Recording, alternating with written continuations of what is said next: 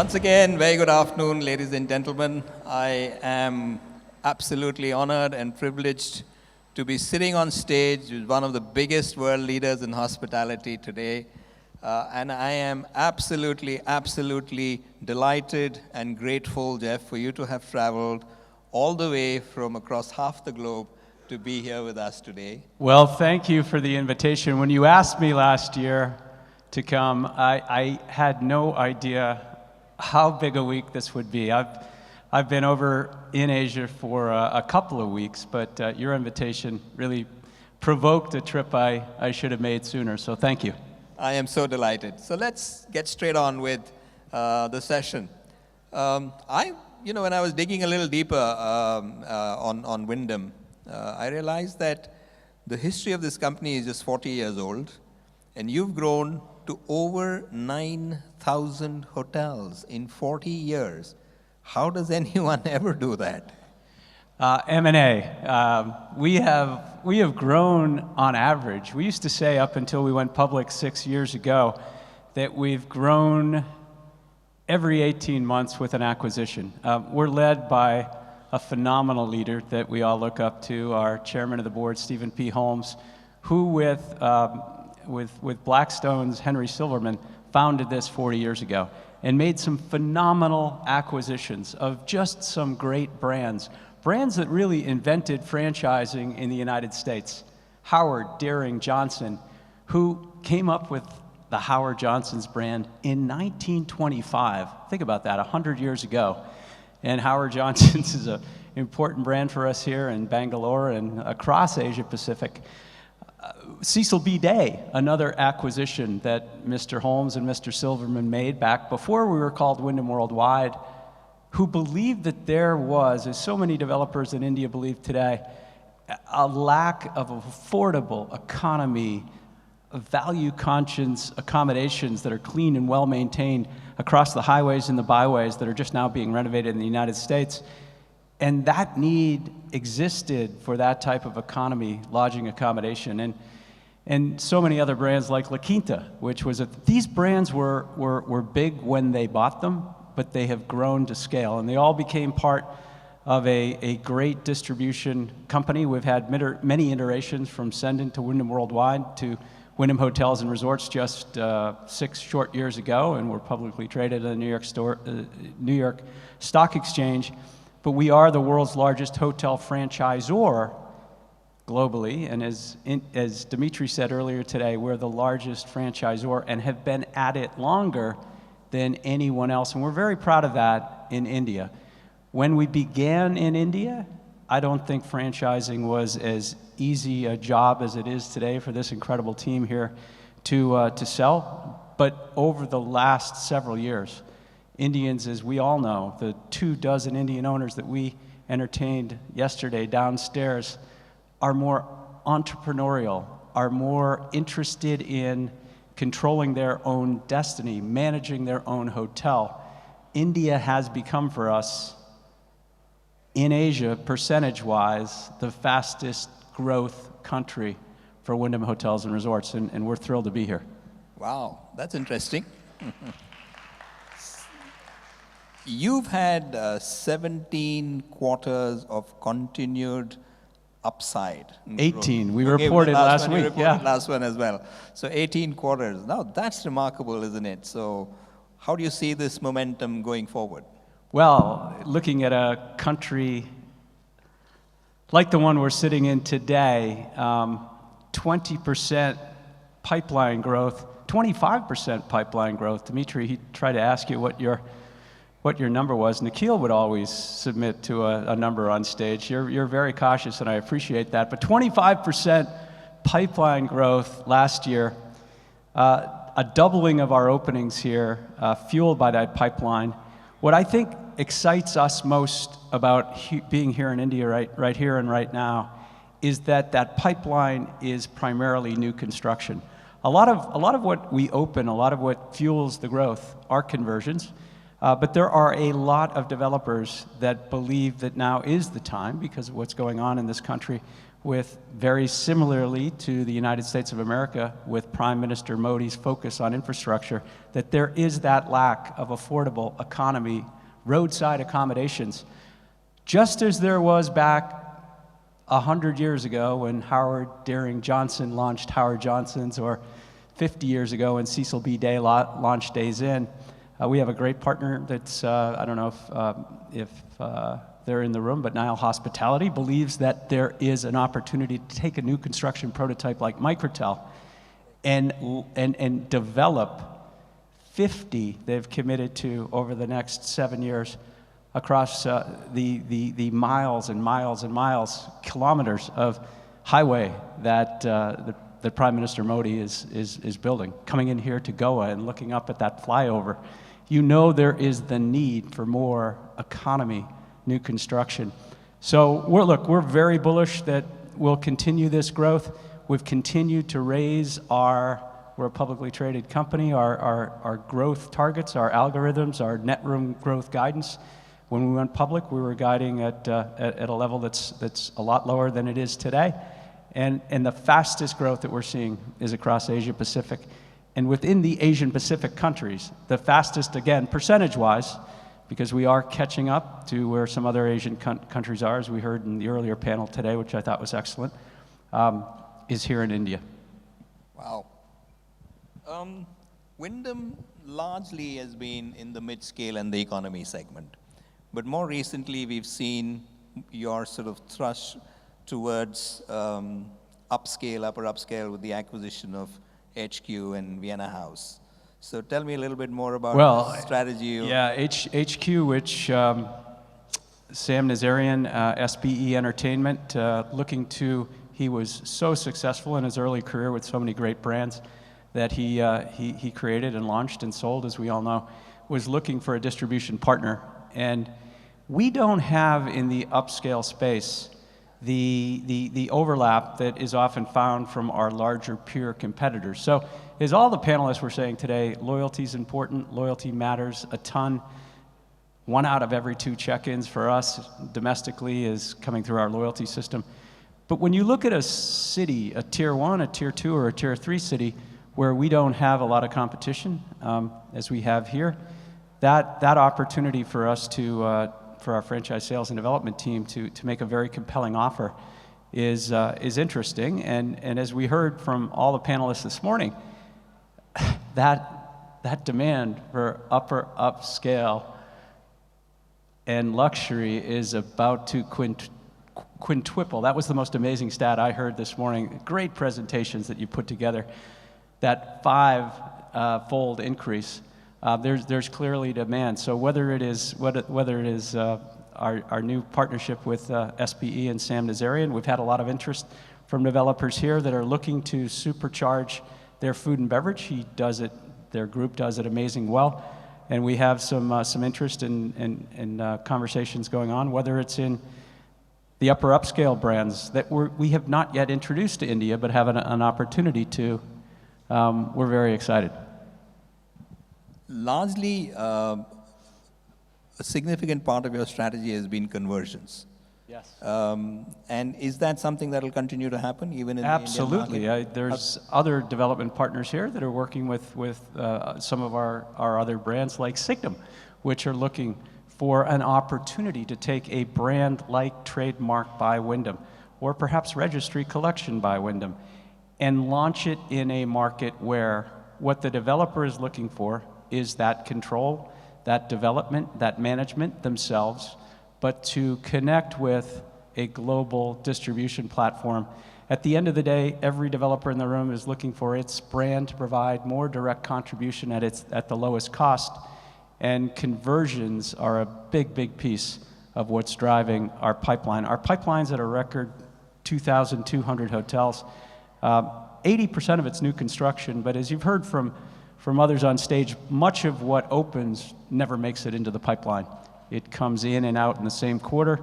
And an independent hotel, and that's another really exciting thing for us here in India, is the percentage of hotels to all of the developers in the room that are branded here in India compared to the rest of Asia Pacific, compared to other parts of the world is very low. Size matters, scale matters, direct contribution and distribution matters, and conversions are beneficiaries of that. Can I ask you if the dust is settled on the Choice Hotels transaction, acquisition? Has the dust settled?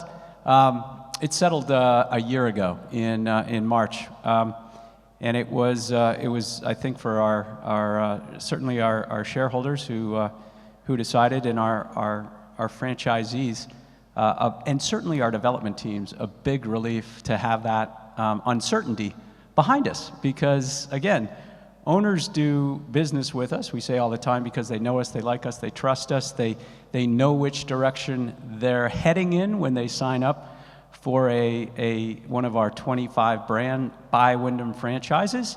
And so that uncertainty, despite being able to sell through it for all of those quarters and continue to grow, that uncertainty, that dust, as you say, being settled has really helped us in these last few quarters. Wyndham's been in India for about 25 years. And if you look at the rate of growth, while I think they're reaching critical mass with about 60 odd hotels open, another 40 in the pipeline, about 100 hotels, which is, kind of a number which will help them take off from, like an inflection point. But help me understand that while at the parent company, the growth has been largely M&A, I know that in India you came very, very close to acquiring a hotel company, and then that didn't happen. I'm not going to name it. No, it's fine. I mean, look, we're all friends, and it was great seeing. I saw a few of the former team, yes. And I know Ajay is here later. I think that's what you're referring to. Ajay's on a flight. He's going to be here very soon. He's here this afternoon, and he's a wonderful man, and yeah. Is that still on the cards? I mean, I'm not saying with Sarovar Hotels, but is an M&A and acquiring a larger platform still on the cards? We will look at everything. I was looking for Rajesh Ranjan. Is he here? I had a big kick getting to know Rajesh, and to see him today was fantastic. This is such a small industry. It was said over and over today. And it's great to see so many of our friends who are with competitive brands. M&A is always on the cards, Mandeep, for us. We have the last 4 brand launches been able to do them organically, which is absolutely fantastic. When we launch in the United States an all-economy new construction brand like Echo Suites, and a year later have 200 executed signed contracts, 2 years later have almost 300 executed signed contracts. That's fantastic. But if a brand that is looking to be acquired, if there is a process that's going on, you could be assured that we, and I'm sure all of our competitors would say the same, have M&A teams that are looking at it. We want that brand to be immediately accretive. We want to believe that it is a brand that we don't have in our brand portfolio. On average, if you look at our 25 brands that we sell domestically, we're only selling 9 in India. So when Dimitri says, I want to buy a brand, our quest here in India, our question to you is, can any of the 15 brands that are not being sold be sold instead? But if the brand's immediately accretive, he came up with a great brand to acquire for us in Europe, which is Vienna House that you just mentioned, with aspirational hotels in vacation destinations where we didn't have product, in cities like Munich and Dresden and Berlin, in countries like Austria and Switzerland. Those aspirational dots on the map, or beautiful, more importantly, hotels with just phenomenal service, are where our 114 million, Dimitri, Wyndham Reward members, I think you said 140 million, just for the record, 114 million members want to take a vacation too. So that was Dimitri's brilliance bringing us that deal. It's doing very, very well for us. If there was a similar brand like that here in India that checked all those boxes, that were better than any of the other brands that we haven't yet introduced, absolutely would look at it. You mentioned Eco Suites, and I think that's really taken. I thought you named last night. How many people were at Echo's? That was brilliant. Yeah. I thought that was an advertisement for Echo Suites. Yes. Yeah. Our owners' conclave is also called Echo, and it was done, by design. Yes, thank you. Thank you. It was a great evening, by the way. I'm still thinking of The Mentalist. I could not sleep last night. No matter how many times I've done a Rubik Cube, I was thinking all night long, there's a way to pull this off and that off. The last trick I did not understand. Understand at all. But the Rubik's Cube, boy, did that throw me. Geoff is referring to a mentalist and an illusionist who was there yesterday at our owners' meet and who did some absolutely stunning stuff. And all of us in the audience were just completely dumbfounded. But is branded residences through Eco Suites now something that you're actively looking at? Branded residences, I would say this team, Raul Mancarius, and all the leaders who are up here in the front row are very, very excited about. Branded residents are one of our fastest growing in Europe, Middle East, Eurasia. Under the Wyndham brand, we think there's tremendous potential for us.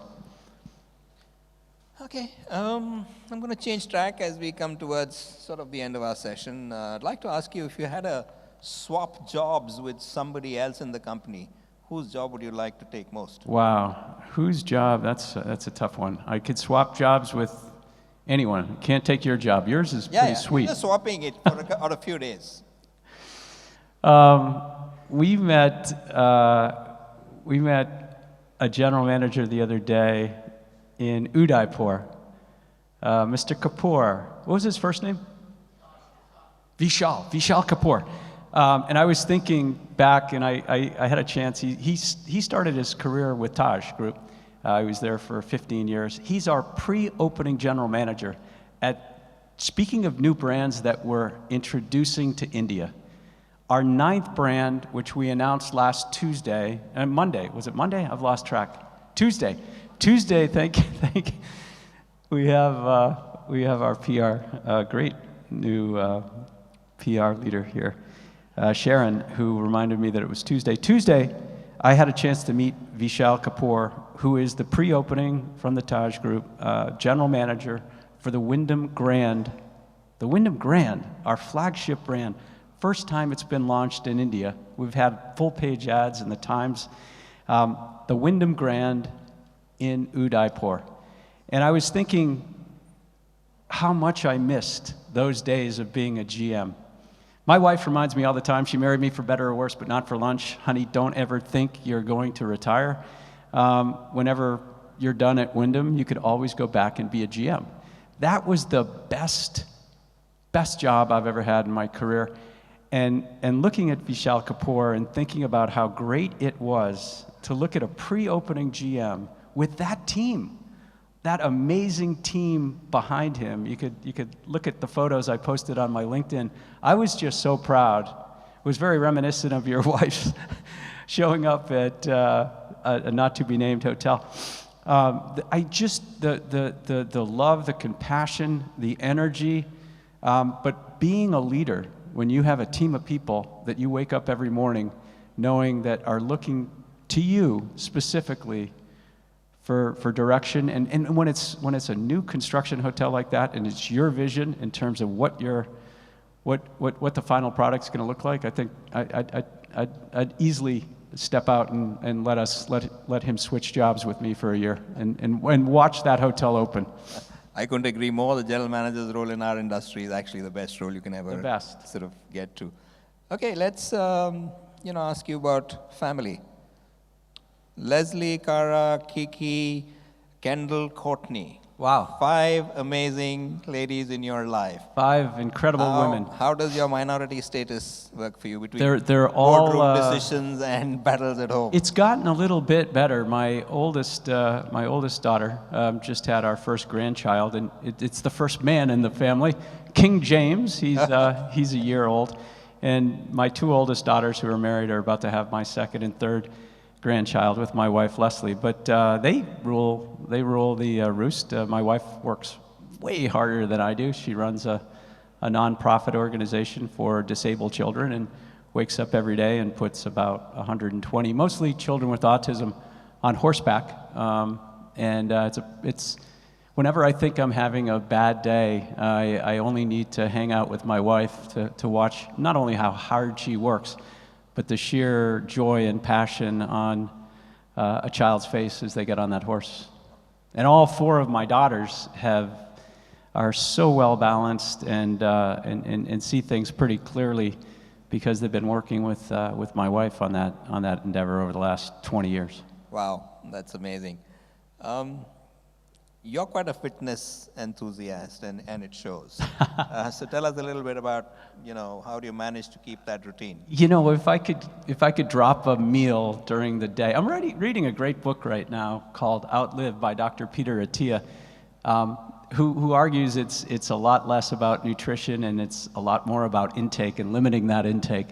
But it's also about as we age, 64 years old, is making sure as we age that we're avoiding falls or accidents that could really set you back. Dimitri and I were talking about that on the plane in terms of when you have an accident and you can't exercise for a while, and that's happened to me before. But the most important thing is, and I'll ask you a question, turn this around on you, what is the one thing we do every day that arrests the aging process that we don't do enough of? Sleep. So the book is about centurions who are running marathons into their hundreds, into their 105s and 110s. It's pretty incredible to think about a 105-year-old man or woman running a marathon. But they're averaging not 6 or 7 hours of sleep. They're averaging 9 or 10 hours of sleep a night. And I've been working really hard over these last 14 days. I was talking about it with, I don't know if Larry's here, no he's not, from my friend from Best Western, about the importance of sleep when you're on the road and how we manage it and making sure we get enough of it. Yeah, absolutely. I think there's a lot being said about sleep, and I think it is something that most people don't realize, how important it is for your body to rebuild itself when you're sleeping. That's a wonderful piece of advice. But before the only moment that happens is during deep REM sleep. Correct. And less than 30% of our sleep is REM. Correct. And now we have all these fancy watches which can tell you your deep sleep and how much you actually got. Do you watch TV at all, television, Geoff? I do watch television. And when I work out, I use a machine when I'm at home called a VersaClimber, which is a vertical stair stepper. I think the older we get, a lot of mistakes that I see men my age making is continuing to run, feeling that you need to run into your 50s and 60s and 70s. And that over time just breaks down again to your accident, to my accident point, your knees and your hips. But it's a wait list. But whenever I work out on this machine called the VersaClimber, it's the one piece of equipment that the U.S. Navy puts in all of its submarines. Think about sending a ship to sea. Everybody has a different piece of equipment they want to use. All that's in, I'm told, and that's their claim to fame, their advertising gimmick, are VersaClimbers. But I'm always watching whatever is the latest and greatest on TV streaming. Looking forward to Full Swing, which is just released its 3rd season on Netflix. That's playing golf is something I love to do, and it lets me get outside and walk, and that's probably my passion. But always watching TV, always watching Netflix. So many people in this part of the world haven't watched White Lotus. Last week I was in Thailand. What a brilliant, brilliant marketing campaign for a not-to-be-named brand that's not here at this conference. But it's, wow. How much fun was season 1 and 2? Have you started season 3? So this is being shot in Samui now, and interestingly, you should say this, just when we are concluding this conversation, I asked Chris Nasetta from Hilton Hotels in the first interview I did in the first Hope that we had, on the same question, that what's a good TV show that you'd like to recommend? And he said White Lotus. White Lotus. What's the hospitality industry? Has anyone not watched or heard of White Lotus? I mean, we're all hospitality professionals. Actually, a few on my team hadn't heard of it. Yeah. So. Dimitri, you haven't watched it yet, have you? It's on your list. It's an interesting show, shot inside a hotel from start to finish, and it's like a whodunit. It's a thriller.